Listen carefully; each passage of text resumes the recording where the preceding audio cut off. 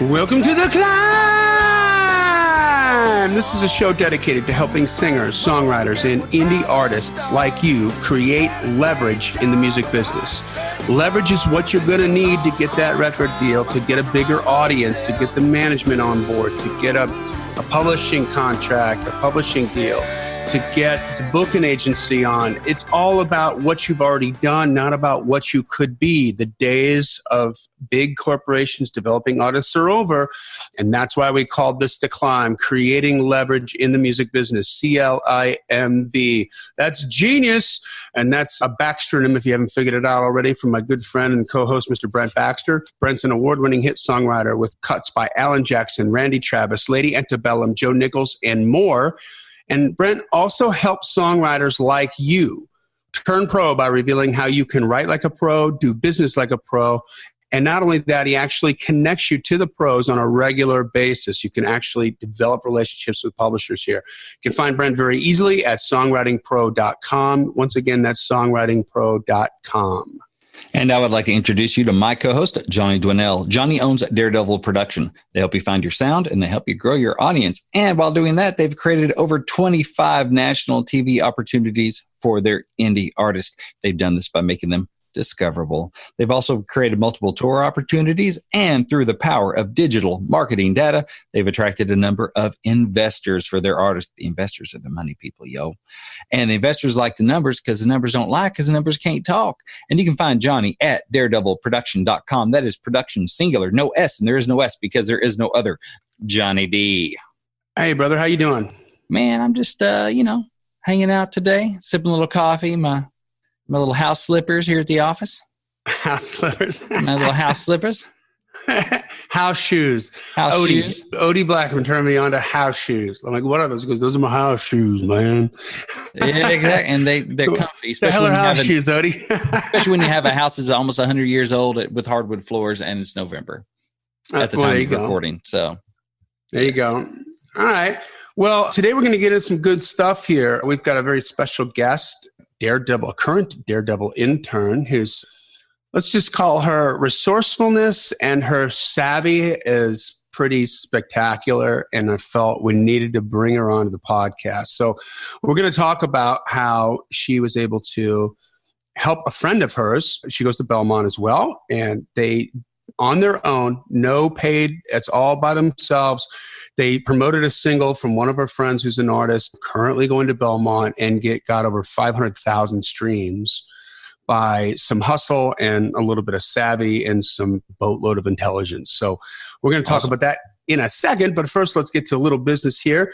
It's a digital world. It's still an important role for physical media and today's independent musician. I can attest to this 6 ways from Sunday. We've got artists on tour as we speak, and that merch is a lifesaver. Digital royalty payments are so small that selling products like CD, vinyl, and t-shirts at gigs has become not an important income generator, but an important way to get gas in your car to get to the next gig generator.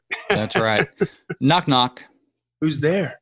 Math says that for every CD you sell at a gig, you need roughly 3,000 streams to make about the same amount of money. So that's a lot of streams for what you could be doing just by selling your CD on the table. So I like to say you are literally leaving money on the table when you don't have merch on the table. And our fine friends at Disc Makers are the place to go for your disc and other physical media, including vinyl, USB drives, and even t-shirts. And you can find them online at www.discmakers.com or give them a call at 800-468-9353. That's 800-468-9353. Yes, and if you haven't joined the C.L.I.M.B community yet, please do so. It's on Facebook. Search for the C.L.I.M community. Ask to be let in. We let everybody in, but you need permission. And this is a very active little community that's growing every single day, every single week. I think the most exciting thing about that community, Brent, is it's much more about them and helping each other out. Like we get to kind of woost in and answer some questions or whatever here and there, but really everybody's helping everybody else out and supporting everybody. And it's just a real good, positive place where you can get real answers and real support if you're a singer, songwriter, independent artist, what have you, right? Yeah, and just doing a quick look through the C.L.I.M community. Just, hey, let's see what's going on here right now. We have some good stuff. We have Music Monday, which just dropped because at the time of recording, it is a Monday. And so we're having some climbers starting to share some of their music. It's as a comment under that post, so people get to hear each other's music. We also have the Co-Writer Connect that dropped just on a couple days ago, and people are posting on that saying, hey, here's what I do and here's what I'm looking for.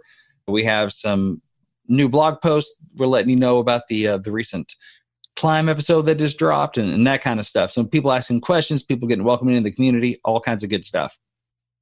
Killer. All right. And subscribe to the podcast wherever you consume podcasts so you get access to all the episodes very easily. They're in order. You can go cherry pick which ones are speaking to you the most. Take 30 seconds and leave a 5-star rating and review, or if it's not 5-star, leave that too. Like we read them all. We're honest. That's right. Yep. And then finally, best thing you can do is that this podcast is, and I've gotten a lot of emails just about people, sort of professing how much they love it and they're learning something every day. We love that. Share it. Tell somebody. Put it on your social media. We love that you send us those emails. It means a lot to us, but make sure you're telling everybody else too. So, face to face, hey, this podcast is great. You can learn a lot about what you need to do to get to the next level as an indie artist, or the next level as a songwriter. On this podcast can be beneficial to you. And that's the best compliment that you could give Brent or I, correct? Amen. All right, so let's get down to it. Without further ado, I would like to introduce to you and all the climbers out there, current Daredevil intern, Miss Sheer Chop. Hi, Sheer. Hi, Johnny. Lean in on that microphone. Hi, Hey, Johnny. hey, How Sheer. are you? So your friend is an artist, and you guys decided we're gonna work a little bit here. We need some more streams, Yes. and then you go to work, and we're going to talk about the system that you use, but you use this system and you got 500,000 streams. Yeah. And you didn't pay a promotion company. No. You did it your damn self. Did it all our two selves in our bedrooms. Yeah. Freaking brilliant. From your dorm room, people. Like That's nice. So let's get to it. We broke this down into a system that we want you to, and at the end of the day, I mean, this didn't happen in 5 minutes. Absolutely. You guys worked very, very hard. Okay. Yes. So, some people are out there, they don't have money yet, they don't have an investor, and they're just trying to find some different ways that they can do something on their own that can make the needle move. Like really, I'd say 500,000 streams is making the needle move, wouldn't you, Brent? It got my attention when I heard about it. Yes. Yeah. So this is something you can do, but guess what? Knock, knock. Who's that? Math. It's work ethic. Work ethic.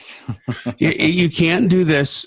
Get 500,000 streams, all while pulling bongs on the couch and watching Beavis and Butthead reruns. Okay, you're gonna have to actually work and do a lot of it. And I would say, but before we get into this, treat it like a funnel system. Okay, and what do I mean by funnel system? Well, and everybody's guilty of doing this, including me in the past. Like, let's say you're thinking you need a dentist and you get a bad toothache and you don't have a dentist yet. You get a real bad toothache. So what do? If you call one dentist and you wait for them to get back to you. I mean, maybe, who knows what happened to that dentist? Maybe they're really busy. Maybe they suck at customer service. Maybe the lady who normally answers the phones and calls people back was sick that day or had an emergency with their kid or something. They don't get back to you. So then you wait for a day or two and they don't get back to you. And then you call another one and then you wait.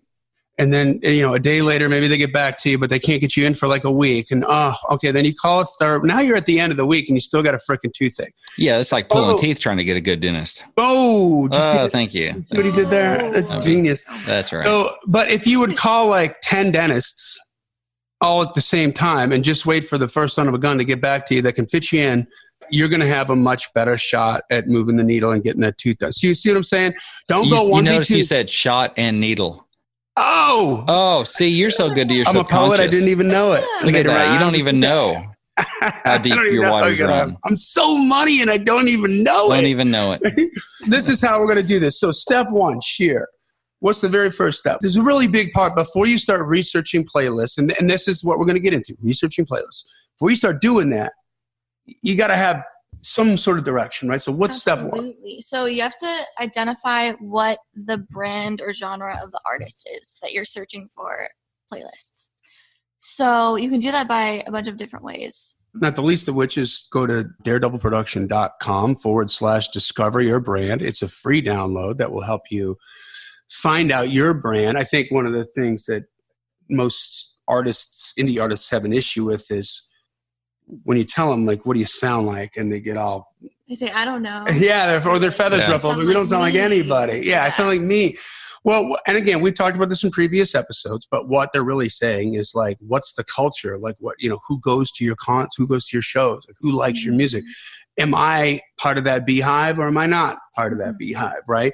When you ask, if you were to ask a band like Fish, what do they sound like? If they said, well, Widespread Panic or the Grateful Dead, what they're describing to you is not the music, it's the culture. Like the people who like the Grateful Dead and the jam bands and Widespread Panic also like our band. And so that gives you an opportunity to discover who we've got to target. But we've been talking about a couple things here, which, by the way, I want to point something else out to you too, that as we get through this, some foreshadowing here. We've been telling you that every single day you need to be trying to grow your social media accounts. This factors in to how you got 500,000 streams because you had a little bit of leverage. There's that word again.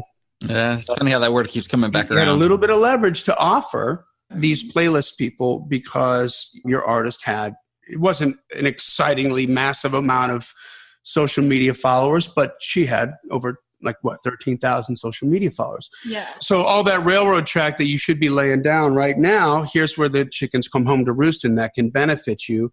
And then the other thing is, we're always trying to tell you to know your brand, understand your genre and who your target audience is. Well, you've got to know this first to make sure that you're even in the same orbit on the playlist that you're going to attempt to contact. Okay. Absolutely. So I've got I know who my audience is. I've got like 5 different bands I've got a genre or maybe a subgenre figured out. I've got that identified. And I found maybe even, and this could be a help with as far as discovery is concerned and as far as some bigger bands. Now, you're not going to, the way we're going to describe this to you, the way this is really going to work, she's going to show you about. We're going to focus on independent bands. But on some bigger bands, if you look at some of the bigger bands that maybe have the same audience that you would have, that could help you find some indie bands. Yeah. Right? Exactly. Because the indie bands are what you actually need to target. Exactly. Okay. That's like the important part of all this. So step 1 is to find that genre. And then we need to just start making a list of every indie artist that we can make. And we're going to get to the local thing later, but let's just go worldwide now. So is there some other ways that we can target other indie artists who maybe have the same kind of following that we would want to have? Yeah, I think if you look up artists that are in the same genre online, if you look up them worldwide. Mm-hmm. Now, how do you look it up? Just type that into Google. Doesn't Spotify have they also listen to this? Yeah, exactly. Kind of a thing? You can if you look up an artist that's similar to you, they may also have, if they're big enough, fans also like. That's page. What it is. Okay.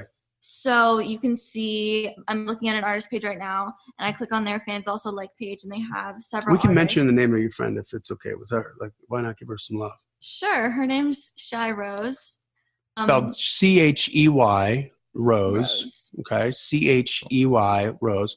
So what we're trying to do is show you how to go down the rabbit hole, right? So find a couple artists that have the same kind of genre that you have, and then click on those artists, and then you click on fans also like, and now you're going to find a bunch of other artists that the people who like this artist are also listening to. Exactly.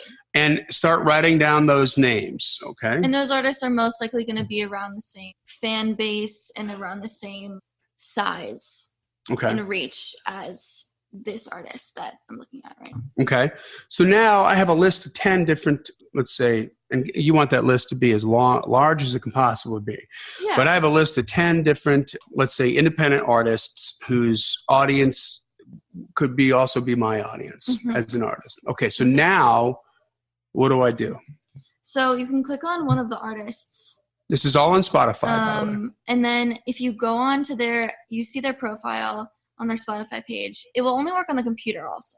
Oh, it's got to be on your laptop or your desktop. Yes. This isn't going to happen from an app, by the way. Exactly. No app, only on your laptop or desktop, okay? So once you click another artist, their similar profile, you can go to the About section of their profile. And then you see to the right side of the screen, you have, under More Info, you have a label that says Discovered On. Discovered On. Yes, and under that has like several playlists that they have been discovered on that make up their monthly listeners. So if you click on one of those playlists, then most likely, sometimes they have contact info of where you can contact them. And based on the fact that, like, you know, your fans will like that artist, you can assume that that song will, like, target your target audience. Right. Okay. So let's just slow this down for a second, because I want to dig in a little bit more granularly. Okay. First of all, why are we saying that you want to focus on indie artists for this? Because how many playlists, when you click on Discovered By, how many playlists show up? About five. About 5 playlists. That's it. So, and they're organized how?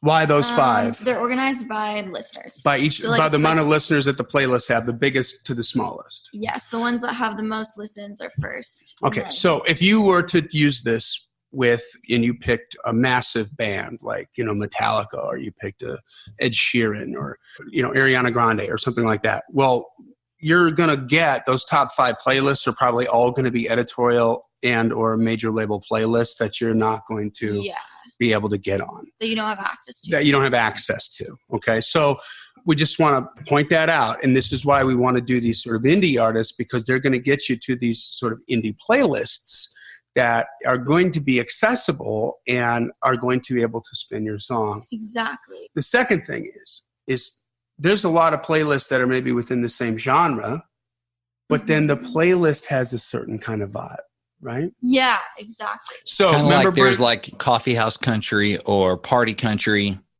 playlist, that kind of stuff, like different vibes, storytelling country or pro country. I was going to say, from when we talked about when you're submitting songs for an artist, like, you got to know the artist's brand, right? Like, what do they sing about, what they don't sing about, understand which of your songs would be attractive and which of your songs would not be attractive for that particular artist because they have a particular brand. You're going to have to spend a little bit of time clicking on the playlist and listening to the songs that are on there, because like, can you give an example of like cheer of like 2 different sort of vibes that go a little farther than what Brent went through? Like, you wouldn't even, like, to go even further about, like, if you nail down what this specific release requires, like, if it's an upbeat song, you're not going to submit it to like a sad chill playlist. Or if it's like a really sad song, you're not going to submit it to like a party anthem playlist. There you go. So guys, you have to do this part of the research. This is crucial, because otherwise, if you do this funnel thing that we talked about at the beginning of this episode and you send it out to everybody, number one, you look like a moron. You want to try to impress the person who has the playlist by letting them know that you've listened to that playlist and that you understand what it is that they're trying to do. And if you're sending a party song into a mellow playlist, you're wasting that person's time. And if you have a mellow song in the future that could be submitted to that playlist, you might piss them off for life. Exactly. Right. And they're not going to listen to your mellow song on their mellow playlist because you've already proven you don't respect their time. They have tons of submissions coming through like every single week. So you want to be gracious with their time. So do a little research and make sure that the single that you're releasing is consonant, if you will, that makes sense on that particular playlist. It could be in the same genre, but also not make sense. So do your homework, okay? And the good news is a lot of these playlists, the name of it, I mean, they want you to know what kind of playlist it is by their name. Exactly. Because they want more people to listen to it. So they want to tell you what they are in the title of the playlist, like party country or country and faith, God and country, chill, coffee house, pop, that kind of stuff. Right. Now, they don't try to make them black boxes. So I'm looking on Shay Rose's here, and you clicked on her Discovered On. And so the first one is chill hit. So that's going to be chill, but that's still, it gives us an idea, right? But not necessarily a specific idea.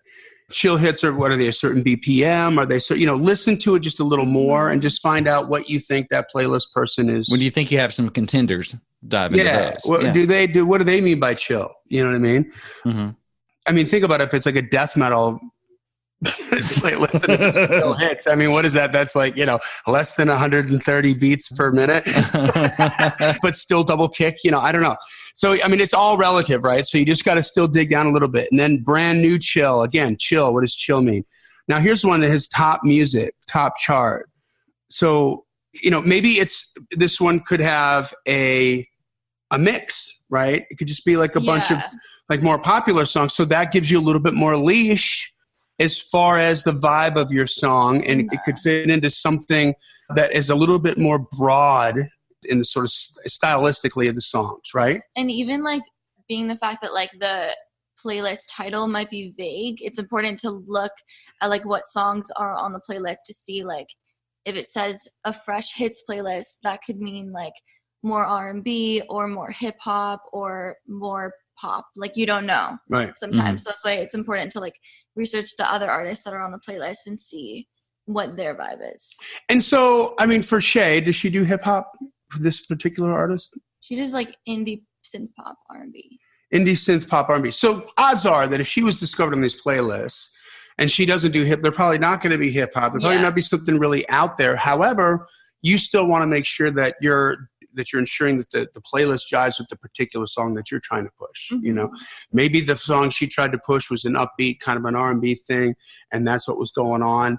And you've got a more mellow kind of a thing, so it's not going to work on that playlist. But okay, so now we're writing down playlists, right? And we click on the playlist that is under Discovered On, and a lot of times it's going to give you contact information, like an email address. Yes. So then what did you do next? So we created an Excel database of the contact info of all of the curators. It says, first it has the playlist name, the name of the curator, how many followers they have, and their contact info, whether that's contacting them through their email or Instagram or Facebook.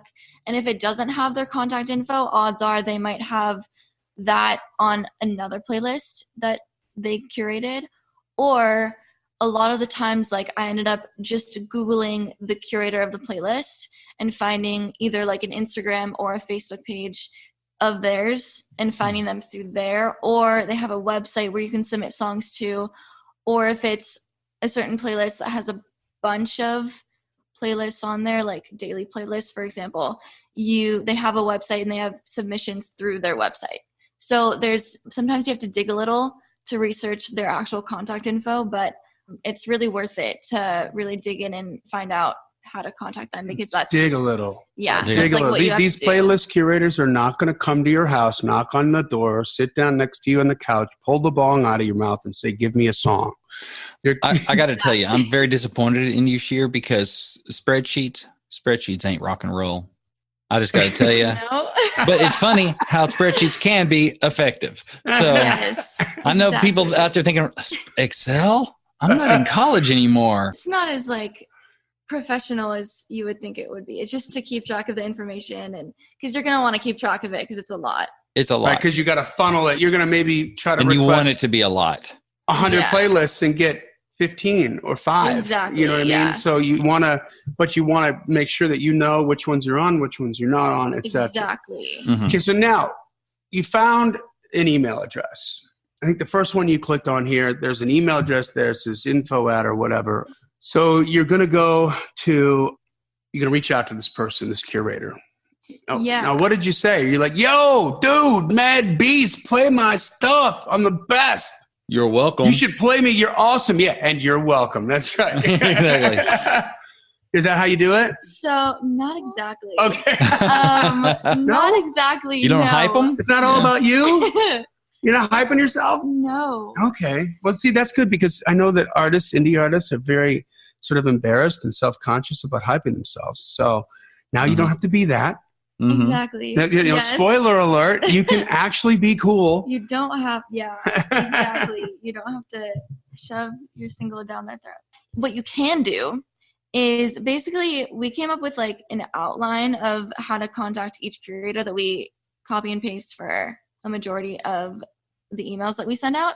So before we go into the talking about what's on this, so we're about to give you like the sample letter that she wrote so that you guys can copy this and twist it up however you want, but give you the basic idea of how we reached out to them. But first, you had like two different sort of ways to accomplish this. One was like it was coming from the artist, Shay Rose in this case. And the other was very clever. And what did you do?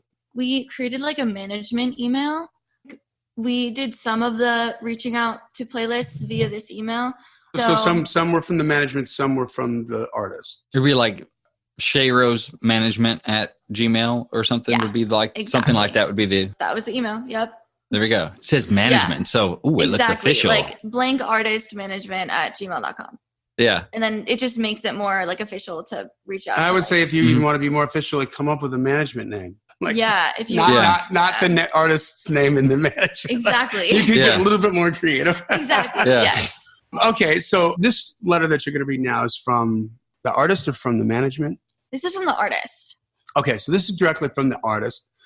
And we're going to include a link to a copy of this in the show notes, guys. But pay attention, and then you can get a look-see at it with a free download. No big deal, no strings attached. Okay, so go ahead. Go ahead and read what the article said. Let's go line by line and just kind of get into it. Basically, it says, hey there, blank artist name here. In this case, Shay Rose. Yeah, in this case, Shay Rose. I saw you feature blank independent artist. You would say how you found them through on your playlist. And I thought you might be interested in my brand new single. Name the single. So in this case, it was gold. So the sentence reads like, Shay Rose here. I saw that you featured the artist. What was that other artist's name on her list? Just pick one. Brooke Alex. Brooke Alex. Shay Rose here. I saw you featured Brooke Alex on your playlist, and I thought you might be interested in my brand new single, Golden Days. That's the name of Shay's newest single. Yes. Okay. So first of all, just in the first line, is it about Shay Rose? No. It's about his or her playlist, right? And you're telling them, number one, that you looked at their playlist. Number two, that you saw another artist because you found that playlist through that artist that was kind of like had the same you did your fans research. as Shay Rose, and you did some research. And you thought, well, hey, if you like that, you might kind of like this. And here's my singles called Golden Days. So right off on the first line of the letter, you're letting them know that you give a crap about them and that you're interested in what they're doing and that you dig it. Okay? Yes. So then go ahead. Next line. So you say, I'll give you a first listen to see if you'd consider adding it to your playlist. All right, so right there. So I'm going to give you first listen to see if you'd consider adding it to your playlist. So you're not assuming the sale here. Yes. Right. It's very, very respectful. Very, hey, like you're the gatekeeper and we want these people to perform for us. So we want to make them feel important. And so we say, hey, maybe, we'll give you first listen. I like that. Even though of course they're going to get the first listen. It's their freaking playlist, right? Yes. But it feels right. Okay. But it feels good. It makes me feel important. And then if you'd consider adding it to your playlist. And then the next line is. So the next line you talk about the genre or the feel of the song. So here we said it's a chill pop R&B tune with nostalgic vibes. I thought it would fit with the vibe of your playlist. So now what does that say to you, Brent? If you're the playlist person, that last line, what does that mean to you? If that's relevant, because, you've done your homework and that is the vibe of my playlist, I feel like they've done their homework. They're acting in a professional manner. This may be worth a listen. Because I probably get a lot of emails that are obviously stock emails that are not relevant and are immediately disqualified. This is not one of those. This goes, an artist that's on my playlist. So you've done some homework. You got a hold of me. You did some homework. And this is the appropriate vibe. All right. This is getting further and further away from the trash can. Yes. That's a perfect way to put that. Okay. So then. You would say like typically when the song is being released. Okay. So wait, stop right there.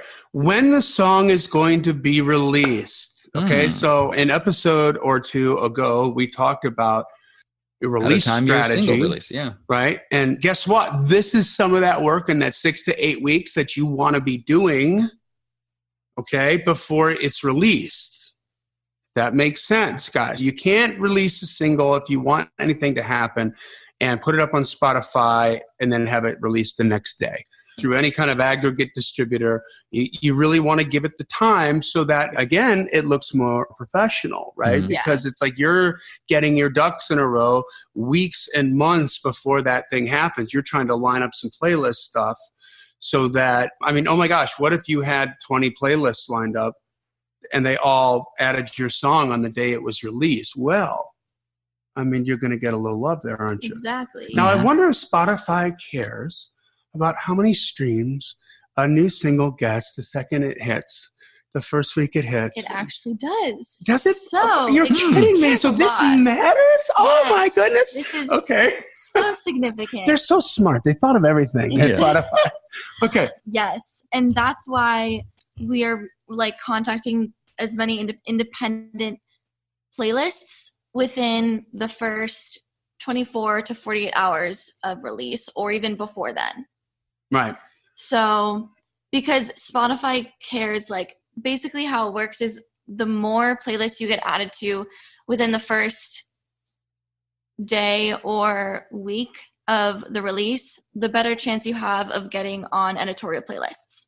Because they're going to wait, usually about a month after a release, they're going to wait and see what's cooking with that release before they consider putting it on an editorial playlist.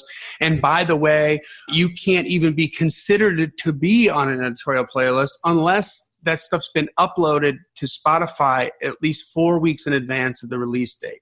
Yeah. Okay, so Make another, sure you do like that. this is proper prior planning prevents piss poor performance. That's the 7 P's my dad used to say. Okay? Exactly. So Love the next sentence here is, here's a link to the track so you can listen to decide if Golden Days is a good fit for your playlist. And then there's Yes. a Spotify link. And if you're contacting the playlist before the release, then we typically submit a YouTube video because Right, where you just have uploaded to an unlisted link. yes. And so they can have access to but it's not public, it's for them. Yes. Feels very private. You can, by the way, you can also do that on SoundCloud. You can create private SoundCloud accounts and upload. We do this all the time with industry. And here's an industry only, or here's a link to my industry only SoundCloud that's just allowing people like this to go listen to the song Exactly. and see what they think. And that's another thing that it gives you another chance to put your artwork up on there. Yeah. And look totally pro. And of course, you're going to put artwork up there where the images are the right sizes. Yes. And you don't look like the freaking digital equivalent of a homeless person or something. Yeah. You got it together. Okay. Yes. Now, this is what I would love. Brent, why don't you react to this last paragraph here of content in this letter that reaches out to playlists. So you're the playlist guy. As soon as she's done reading this, you're the playlist curator. Please respond. So next we say, I would love to promote you and your playlist across all my social media in return for being on the playlist. I have over X amount of followers collectively across all my social media platforms. Thank you so much, and please let me know ASAP. Kindest regards. There's something in here for me. Yeah. Exactly. Yes. Because, that's okay, interesting. I don't know how all the innards of Spotify work, but people want to have popular playlists. They put together, not just for a lot of people want to get more and more listeners because it ups their clout for whatever reason. They want to get their playlist out there and they want more and more earballs on their playlist, right? Yes. So if you can partner with me in making that happen while fitting the brand and the vibe and everything in my playlist, well, there we go. That's a win for everybody. A win-win. Yeah. Exactly. Now I just hope I hope your music doesn't suck, because if your numbers are helpful to me as far as your number of followers and listeners, people you can shoot this out to, that's good for me in my playlist. So now I'm hoping, because you've come across as professional, you're succinct, you're not wasting my time, you're relevant. Now you're offering something of value to me. Now I hope your song doesn't suck. Now I want it to be good. Because I'm wanting to put it on my playlist. I'm getting prepared to love it because now I have reason to want to. There you go. Absolutely. And then at the end, of course, it would make absolute sense to say kindest regards, sign the artist name. In this case, it's Shay Rose. And then links to the website, Instagram, Twitter, and Facebook so that I can trust but verify that you do, in fact, have 13,000 cumulative followers. Yes. I want to see what they look like with the engagement. So, and you're not telling me to check it out, but it's there. You're making me curious to check it out. Exactly. That's right. So How many playlists, do you have any idea of how many playlists you got on all this work that they did, that it was Sheer and Shay Rose together that did this for, was it this release, the Golden? It was for VCR, her last release. Her song was called VCR. Okay. Yes. And so you did this in the last release too. Yeah. Yes. So, okay. So let's just go down that road for a second. So, because I remember I saw one of the sample letters you put together, and you went back to a bunch of the playlists that played your previous single. Yes. And you were able to build on that. Now all of a sudden, I know you. You know me. Like, oh my God, your next release. Relationship with them. Exactly. And they're familiar with your music and know that it's good quality. Yeah. And they have the analytics. Yeah. And they're expecting what's going on. And you're right, the analytics, like on Spotify, they're going to know the save rate, the skip rate, all that kind of stuff. They're going to have access to that with their playlist. So brilliant. Okay. And so they're going to be more. VCR was the one that did it's up to 542,800 streams now. Yes. As of today. That's what it is. Yes. Yeah. I believe that one, throughout like getting on other playlists and other people saving it through those playlists, I think we got like 600 playlist ads. Wow. Total. Wow. It might be more now. Playlist ads. So on that note, I will tell you that, and Chelsea and I were just talking about this before Sheer walked in, about social media. Same thing on Spotify. Okay. Spotify doesn't actually care as much about how many streams you have, right? If you could have 1 million streams, okay, that's part of the algorithm, but it's not the most important part. What's more important is how many people skip past it. How many people saved it, and then the magic words that you just said, how many people added it to their playlist? It's like engagement. And you got all these followers on Instagram. Yeah, but no one comments and no one likes. Yeah. So it doesn't look real. It doesn't matter. Exactly. So there's something going on, and I don't need to know how the clock works, but I do know what time it is. You're not doing anything. This is all smoke and mirrors, as opposed to people who are really engaging in your recording and in your song. So there's a phrase that's coming to mind because it's football season. Feed the studs, right? On your football team, right?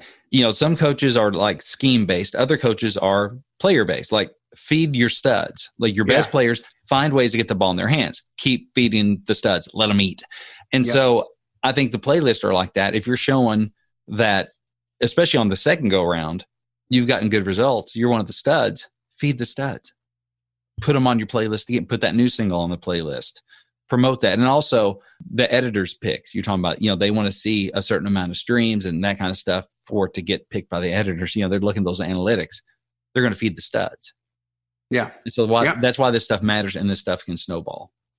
So when you work your butt off on a song like VCR, which is the prior release, and you get 542,800 streams, they feel, number one, they've got ownership of that. They feel part ownership of that. They're partly responsible for that number because they put you on their playlist. And it showed how much you worked. And so that's something that they can be prideful of, because you know what? People are doing this, honest to God, because they love music and they love artists and they want to help, right? Now, so the next one, going to be a lot easier to get that on there. A thought might be, when you hit those benchmarks, do you send follow-up thank yous to those people that did put it on there? Hey, just want to thank you. Celebrate 500,000 streams, and you are a valuable part of that. Just want to say thanks. Nothing to sell you. Next single's not coming out yet, but thank you. See, now you're a good Jewish girl. Your mother, you know that already. Yes. And you didn't do it. That's genius. Wow. You never show up to a party without a gift. I know that because, I'm not Jewish, but my manager Barbara was, and I learned all about how that works. And it's all brilliant. You have to send a letter, a thank you letter. Yes. Exactly. I didn't. Yeah. That's good. See? I haven't thought of that. We're helping each other. You're still in the 500,000 range. You can now who's it's on, and you can go thank them. It's still we won't tell your mother. Exactly. I just want to say thank you. When we when we shout out the playlist on social media, we thank them. Awesome. Yeah. Okay. So we do thank them. You do thank them. But just you thank them publicly. Yes, publicly. Via social media. Okay. There you go. That's cool. So now, next question here, and this is a question I know everybody's going to be thinking about, and everybody's going to have probably the wrong opinion on. or at least too many of you are going to have the wrong opinion on. But are all these playlists free? It depends which ones you go to. But of all the playlists that you could get on, let's say for Shea Rose, I'm going to be more specific in my question. Yeah. Were they all free, or were there some in there that would allow you to be on, but there would be a price? Yeah, there's usually a price when you're added to a playlist or when you want to get added to a playlist. Well, that just sucks. They're just trying to make money. It ain't about the music. No, I'm not going to do it. It ain't about the music. Yeah, everybody should just love me for my music, even though they don't know about it. They should love it. Yeah. Just hush. You hear that? That's the sound of nobody knocking on your door while you're bitching about how much it costs to get in front of an audience. All right. That's the sound of silence. Yes. And it was a little weird for me to like think about that at the beginning when we started this. But like as I thought about it, it made sense because it's kind of like paying for advertisement in a way. Mm-hmm. They have a big audience that they can get your song in front of, and in return, that comes with a price. Yeah. And I mean, not only is it a big audience, and that audience might be 4,000 listeners, it might be 50,000 listeners. What's important is it's very, very targeted audience, isn't it? Number one, it's people who like to stream music on Spotify. Number two, it's people who like to stream this genre of music on Spotify. Number three, it's people who like to spin this subgenre of music on Spotify. And in some cases, these are people who like to listen to my playlist because I've got the easy, chill fall vibe, and that's what they're looking for. And this song is perfect for that. So we've just honed it down. We boiled it down from like the cocaine to the crack, and we know what they want, and you're going to put it on there. I mean, that's a lot of work that they've done. They didn't just put up a playlist. I mean, if you've ever tried to do this for yourself, you didn't just throw up 60 songs and get 4,000 listeners. Right. They promoted it, and they're doing the same thing, and they're trying to become a cog in the wheel. This is how it works. It's not pay for play. I have an audience of people who would not only like you and not only like your genre of music, but this specific song because it fits the vibe of my playlist. Would you like to get in front of them? Yeah. Here's how much it is. Yeah. It's leverage. It's leverage. They have the leverage. They have the listeners. You have the song. If they have a lot of listeners, because it's not like anyone can just pay and get on there, because they're going to blow up their playlist and people aren't going to pay attention to it. It's going to suck, right? And, so they still are curated. Yeah. Yep. You still have to pay for that opportunity, but it is still curated. They have to like the song to want to put it on. And think it's going to fit. Yeah. And exactly. So like your song is a part of their artistic vision of this. Of this playlist. It's kind of like picking a soundtrack for a movie. There's a reason for each song, and they got to flow the right way. I'm curious though. Can I interject for a moment? Because this is kind of new to me because I'm not all on the Spotify. That's why I have Johnny, and I'm not an artist. So I'm curious as the range of what that might look like. Going, okay, dig your song. I have this many listeners a month. This is how much it costs to get on my playlist for, and I'm sure there's a variety and a range because these are independent operators, really, right? So independent DJs, I guess you call them curators. I'm curious, what kind of range might that be? And is it like, okay, to be on this for this many days? Yeah, it depends. It depends on like each curator because they're all different and they all vary, but might it be anywhere from like $5 for a month or $100 a month or $1,000 a month? Yeah, between like 5 to 100, but depending on like how many followers they have on the playlist and how long they're going to put the song on their playlist. Yeah, depends on their leverage, what they're bringing to the party. Exactly. Sometimes as you do it more, you kind of see which ones are like worth paying for and like which ones aren't. So much, but you kind of figure that out. And I bet you that varies from artist to artist too. Yeah, exactly. Depending on their kind of song. So you know what? That's nothing that you can research in advance. You just got to go try it and then find out which ones are working and which ones aren't working. Now I want to touch on something else. We haven't talked about this yet, but Pareto's Law, the 80-20 rule. It sounds just like you said Burritos Law, and I'm ready for lunch. Pareto's Law. Paretos, something like that. Pareto's Law, Pareto. Tomato. Yeah. It's the 80-20 rule. So I'm betting that 80% of your streams came from 20% of the playlists that you were on. Well, I'm looking at it right here, and I would say that's pretty true. Yeah. Like, which one got you the most amount of, like, is there a couple that you hit after? Can you explain a little bit about how this developed? Like, because here's the thing. I think a lot of people are the first thing they're going to think, Sheer, is like, well, that one's only 2,000 listeners, so forget that. This one's only 4,000. Yeah. That's not going to move the needle. Like, I want to be on the million streams. And to those people, I would say how we talked about, like, how Spotify pays attention to however many playlists you're added to the first 24 hours or 48 hours of the release. Like, that's why those small playlists are important. Because it doesn't matter like how many followers they have. It's just like that if you got added to a playlist with 0 followers, that would do just as good as being added to a playlist with like 20,000. It would be the same according to Spotify. And then it only, for like the ads purposes, for like getting on as many playlists as you can. And then for purposes of like getting listeners, then you see like what similar artists, like how their songs have been doing on that playlist to like verify. So there's a comparison. So there's apples and apples. A little bit, yeah, to see like which playlists are worth it. So how many playlists, like first of all, how long did it take you to get to 542,000 streams? That song has been out since June 21st, I believe. Okay, so July, August, September, October 21st, so about almost 5 months. Yeah. And when did you hit, like how long did it take you to climb to 100,000? I think that was within the first month. How far did it get to like 250,000? When it was at 100,000, I think it got to like a little over 100,000, and then it got added to this Spotify playlist, the Chill Hits playlist. So Spotify decided, yeah, this is cool. Studs. Someone found the song because it was doing well on all of the other playlists and added it to this Spotify playlist called Chill Hits, and it has over 5 million followers. Right. Cool. So then, boom, like how long did it take you to get from 100,000 to 500,000? That was the last like 3-4 months. Okay. So that's a large part of that bigger playlist. So you got like one so I whale guess it's on been there. like 100,000 like every month growing.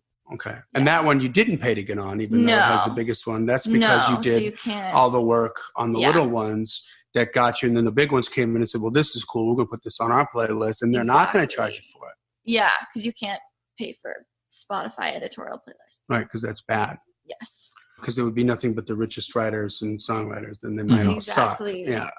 Well, that is fascinating. So before we quickly covered the sort of local strategy, anything else we forgot about this that we need to add? I would say when you're contacting the playlists, it's kind of useful to know like which playlists you've already contacted and which ones you're going to contact and which ones you are waiting for getting to getting back to you. Yeah. If you're not organized and you don't have this on Excel, you're going to look like you're not organized and you don't just have like so you're going to be very. It's very hard to keep track of everything. Very inefficient. You'll be hitting some people up way too often, other people not often enough. Exactly. Attention to detail. It's even hard for us to keep track of it sometimes. So you're going to want to like color code. Now, let's say somebody doesn't get back to you. What's your policy on that? Like, how long before do you reach out a second time? Do you just ping them once? For instance, like let's say you got one that's on there and they didn't respond initially to Shea Rose, but now you're at 100,000 streams. Would you ping some of the ones that haven't responded to you yet again and say, hey, we're already at 100,000 streams. You know, we're clearly getting a little bit of heat on this. We thought maybe you'd consider it a second time, or that would be a very good idea. We have not. We are tightening this up, man. Here we go. That just happened. Yes. Okay, so intern, you learn as well. So that's how awesome Daredevil interns are. Like they're teaching.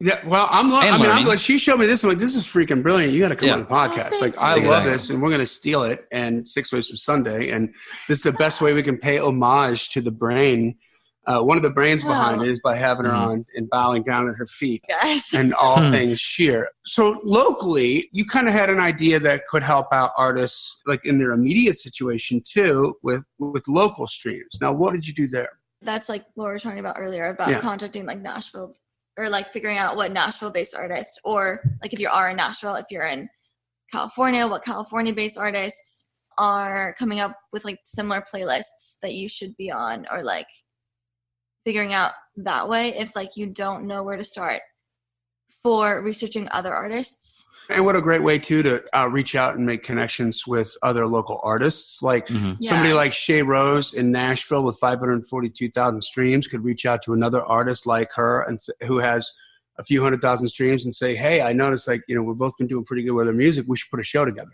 Yeah, or something like that. Wouldn't that be freaking brilliant? Yeah. And then try to use the power of many to build up the vibe and the tone of it all. I think that's really, really cool. So you can apply the same thing to some of your local artists that just getting on even like a local kind of playlist, if you wanted to maybe even start something like that for crying out loud. And then, turning that into for instance, Southern California, pay to play. This is where pay to play sucks. Like most people are wrong about pay to play. They think if you have to pay anything, it sucks. And that's inaccurate. But typically you're paying to get in front of an audience. You're paying to get on tour. You're paying for radio promotion. You're paying for video promotion. You're paying to get on a Spotify playlist. These, if you're Coca-Cola and you want to get in front of 1 billion people on Super Bowl Sunday, you're going to pay the NFL or the network to do it, who pays the NFL. That's the way that works. So that never changes no matter who you are. But, you pay to get a radio ad on, you pay to get something in the local newspaper, you pay to be in the Yellow Pages back in the day when we had Yellow Pages. It's all the same stuff. Like we had a bunch of eyeballs. If you want to get in front of them, here's what it costs. Yeah. But the pay to play in Southern California was like you paid to go play at the frickin' Whiskey, a go-go, and you didn't get in front of any audience. Like you had to bring your own audience. So that was where it really sucked, because they're just like, well, we're the Whiskey and the Doors played here and so did Van Halen. So if you want to scratch that itch, here's what it's going to cost you, and you got to basically get to sell tickets, whatever. But that part kind of blows. But the way that we got around that in that situation with an artist that I worked with named Chris Malk was we reached out to a bunch of different local acts, because in LA, I'm at pay to play situation, and maybe your local scene is like this. Everybody shows up for that one artist because they're fans of that artist. They bought tickets for that artist, and then they disappear. Right. So you could be like at the Viper Room and all of a sudden it's packed, it's jam packed. And then the half hour set's over and then it's a ghost town. And the next band shows up and they didn't sell enough tickets. So nobody's really getting in front of it. It's almost like the way the media is right now, right? Like nobody knows in Fox News, and people listen to Fox News what CNN's saying, and people listen to CNN don't know what Fox News is saying. And they're completely two different stories on the same thing, because they're like in echo chambers, right? And so we thought, hey, let's try to work around that. And so we had like 5 different artists that had decent followings, and all the artists made a pact to try to get their fans to stick around and turn it into a night, because we thought we could create, again, here comes this word, leverage, if we had like 5 different artists in that, because the clubs aren't making money because they're called the Viper Room. The clubs are making money because people are buying drinks. And so we're like, if we keep more people there, more people are going to be drinking, we're going to sell more drinks. Now all of a sudden we can get a little more love from the club, and this is an event they're going to want to talk to, and maybe we could work something up. But we did that multiple times and it worked. What a great way to use Spotify to foster something like that, right? I mean, it takes some work to be done, but we've spoke about this before on the podcast, but I mean, we made those nights with the Chris Malk shows an event. We had like a step and repeat. We had a couple of photographers out. We didn't pay them. They just wanted to be a part of it and come out. And so everybody dressed up and looked good, and you got the red carpet and you're getting pictures taken. It's an event. You're in there getting drinks, and place was packed for all the bands, and the bar's happy. The people are happy. The bands are happy. Everybody's happy. And you can build on that and create one hell of a little night in your local area, and starting right here with this brilliant method from Sheer Chop, Daredevil Intern. You have to put that on all your stuff from here on out, okay? And then after you leave, it has to be Sheer Chop, former Daredevil Intern. Yes. But not because makes you more important to be a Daredevil Intern, because it makes us more important to be associated with your name. Is that cool? Exactly. And just like that, Johnny's computer died, so I'm going to button this one up for you. Hey, just want to remind you, if this episode has been valuable, if you think Sheer and Johnny talked about some valuable stuff that other people would like, share it. Sharing means caring, and it's going to help your artist buddies get more successful and help them create more leverage in the music business along with you, and everyone can rise together. So share it, subscribe. If you haven't already subscribed, join the C.L.I.M.B community on Facebook. It's a great place to find like-minded folks and to learn. Just like we were learning from people in our circle today, you can expand your circle in the C.L.I.M.B community and learn some more as well. And last but not least, don't forget to download the 21 Indie Artist Music Marketing Mistakes. You can get that at giftfromjohnny.com. Now I'm going to do my best Johnny impersonation. That's the end of another killer C.L.I.M.B episode. Blah, blah, blah. And keep on climbing. And we'll see you at the top.